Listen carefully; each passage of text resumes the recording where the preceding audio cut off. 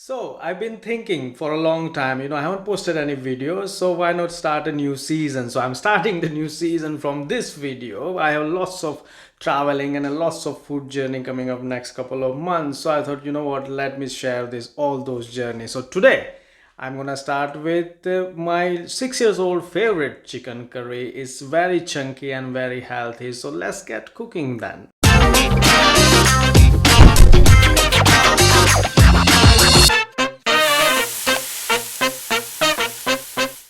So for this particular curry, there's lots of ingredient as you can see, but once you get the hang of it, it's pretty straightforward, and it's all goes in together at once. It's quite a few vegetables here, butternut, onion, and pepper, and tomatoes. You can also add a couple of others like carrots if you want to. I don't have carrots today, so I would have added carrot as well, or fresh mango as well. And there's just a basic ginger garlic paste, some lemon juice, and if you want to have it easy way, then you could just have patak madras spice paste, or you could go my way, which is you could just use your own spice paste, make your own spice paste if you like. If you want really spicy, then we'll add some chili flakes, but I'm not gonna add chili flakes today. And we're gonna have some ghee and some olive oil, and we're not gonna fry anything. We're gonna just add those two things into the pan straight away.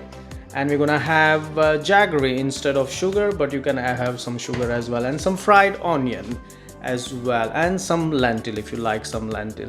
And all this we will mix that together with the yogurt. So I'm gonna get cooking, and I'm just gonna quickly show you how to slice them. Not that I really need to show you, I know, but I'm gonna just show how to make them a bit chunky. Okay, so just bear with me for a minute. So right, with the pepper, I mean, I know there are lots of ways to cut the peppers, but I usually just cut it from the middle, and I like to save every bit and not waste anything really. So I just get rid of just this, and I keep everything else. I know lots of other people have a different way, but these are the only two things I don't use. Otherwise I'll use most of it. I sometimes use seeds as well. They do add bit of flavor as well. And that's it, and there you go, that's a big chunk. And that's our peppers. And the same thing with the tomatoes. So tomato, we're gonna do the same, just one slice in the middle, and then here, and that's it, two big chunks. There we go. And then same with the onion. So I'm gonna just do one slice in the middle, and one again in the middle, and another one, and that's it. That's a big chunk. All right, so that's our onion as well. Okay, and then the butternut, that's a bit tough, not tough one, but it's a bit clinky if you like. So I'm just gonna cut it in the middle once it's done, and then that's it. Make one slice like that, and then as many big chunk as you like, and there we go. All right, so that's it and now I'm gonna finish chopping here obviously, but I'm not gonna keep showing you that. All right, so that's inside. As you can see, all the vegetables are done, nicely chunky, big pieces. So there you go. So it's everything is ready. So this goes straight in the pan now here. So now I'm also gonna add the chicken in the pan as well. As you can see, now I have also cut this chicken. Just a second. I also cut this chicken like a slices instead of chicken tikka, if you like.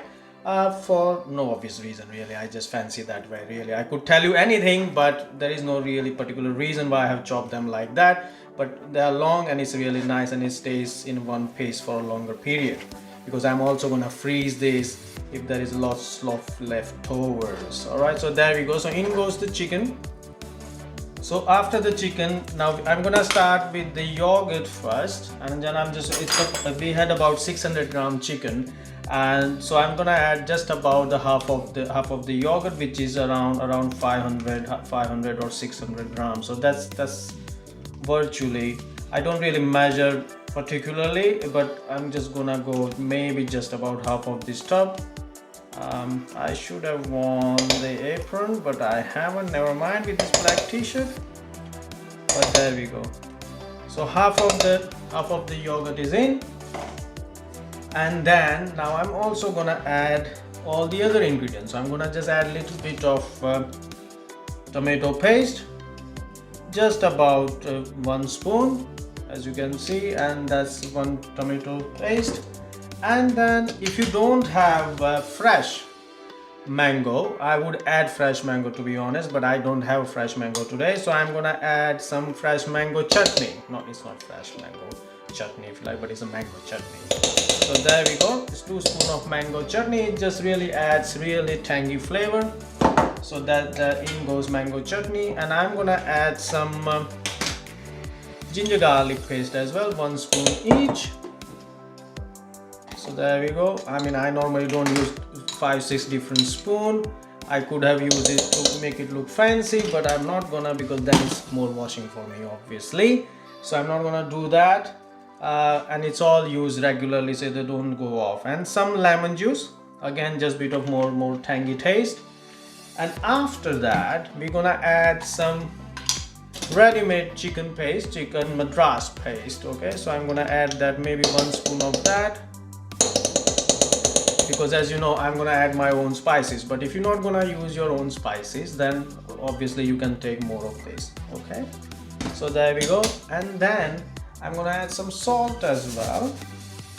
Now again, you need to realize that there is nothing in no particular order. You could do obviously first prepare the paste. You could prepare the paste and then add all this bit in it. I have done other way around, but there is no particular order to that, so just so you know. All right. Okay, so then after that, I could add chili flakes if I want to make really spicy, but I normally add it later on once I'm done with it. Also some jaggery to add a bit of sweeter taste, to just to balance the heat really. And then we're gonna add some fried onion. Now you could fry that at home. I can't be bothered today because this is the curry I want to cook really quickly. Once it's on the hob, I'm done with it basically. So I'm just gonna add 2 handful of fried onion. Again, it just adds a bit of sweet taste, because fried onion, when they are fried, caramelized, they do really taste very sweet and nice. So there we go. And then we're gonna add some lentils. Red lentils preferably, because red lentils do cook really fast as opposed to yellow lentils. So I would just take about 3 handful of lentil. So there we go. And then I'm just gonna add some ghee as well. Now ghee is really healthy. That's pure butter ghee, and it's Indian butter, and it is very tasty. It has a really aromatic taste, but besides that, it's very healthy as well. And 1 spoon of ghee in your any cooking, it does wonders, so do try that. Okay, and some olive oil. Now as you know, we are not frying any of this, so these are the only 2 things that are gonna go in that one, is the ghee and some olive oil. Now I'm also gonna add some my own spices. As you know, as I had told you that, and because of that, I'm not using too much of ready-made paste. So turmeric, 1 spoon of turmeric, really healthy, and as much as you want really. And also some chili powder. This is not really hot chili powder, but I'm gonna take a little bit more anyway. Okay, and then just 2 spoon of cumin powder, and 2 spoon of coriander powder, and maybe 1 spoon of garam masala. There we go, and that's it. So that's all the spices in here.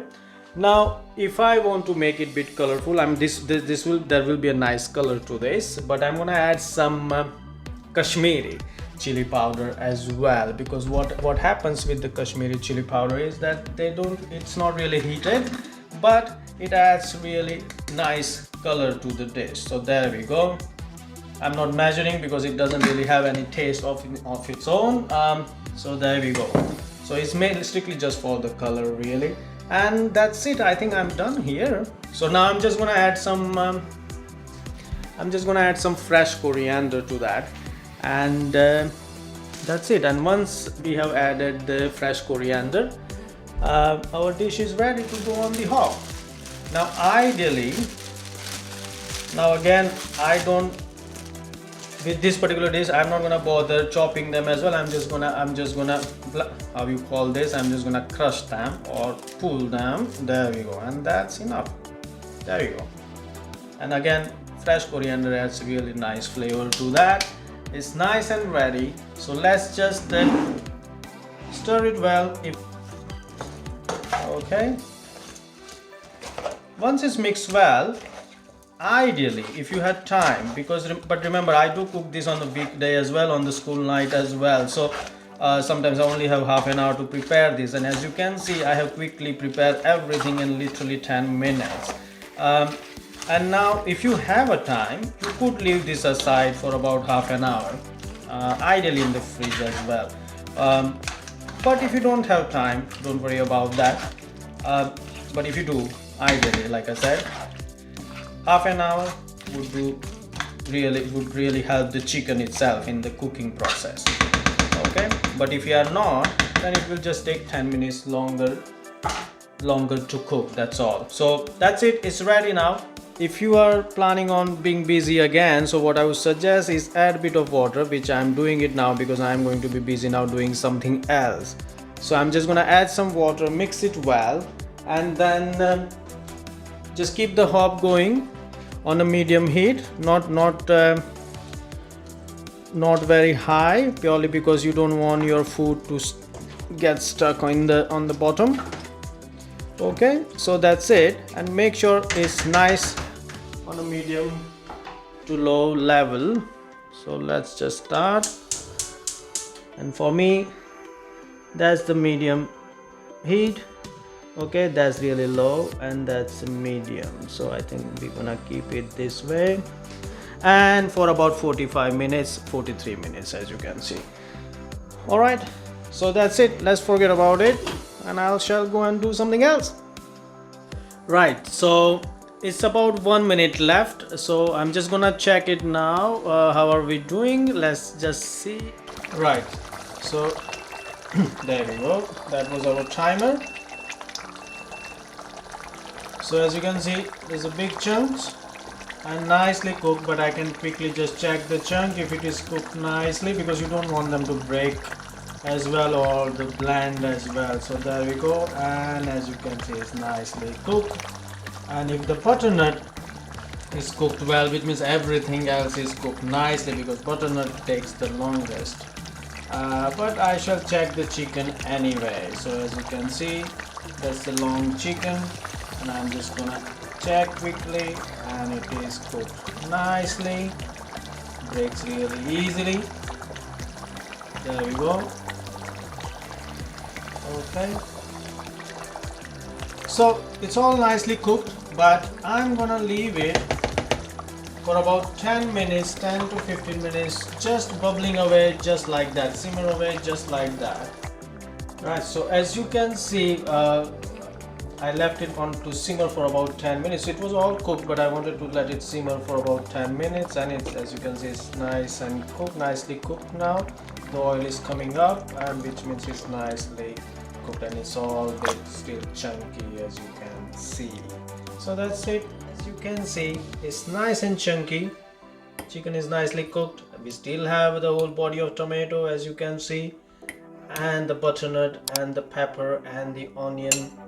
Everything in here is nice and chunky. Right, so that's it for this video. I hope you really like this video and the new season, hopefully the first video of the season. So I really hope that you like that, and this is really hot, so I'm gonna put it down. But yeah, don't forget to like, share and subscribe. And yeah, I promise that I'm gonna add on a lot of more videos now as I travel along. As I said, I'm flying to Poland and then to India, and then there's a lot of traveling in between as well, and there's lots of recipes video coming along next coming few weeks or month, hopefully. So do watch out for them. Okay, so thanks for watching, and see you later. Take care. Bye.